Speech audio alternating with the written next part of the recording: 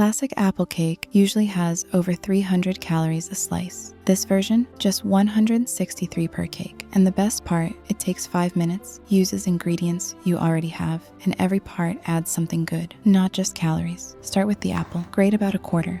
Finally, set it aside. We'll come back to it. For the batter, mash soft cottage cheese until smooth. Add 1 egg and mix well.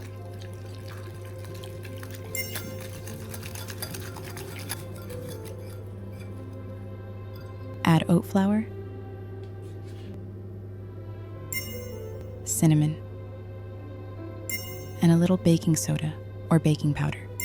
Add coconut oil and a spoon of honey, a pinch of salt.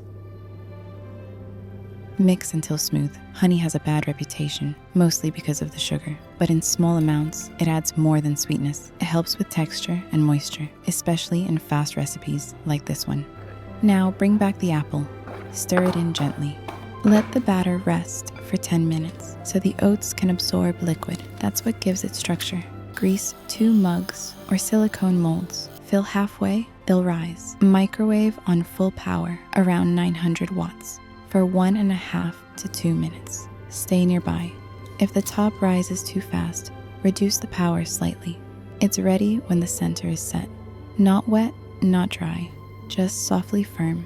Let them cool for a few minutes. You can enjoy them as they are, or add yogurt, syrup, almond butter, chopped nuts, or dark chocolate. They all work. Just know, each one adds a little something extra.